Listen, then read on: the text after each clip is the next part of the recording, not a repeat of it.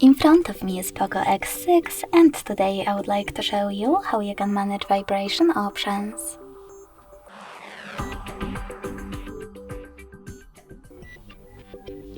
Begin by opening settings and scrolling down to access sound and vibration. Then scroll down again and click on this switcher next to vibrate vocals. This way you can enable or disable haptic feedback for your incoming calls.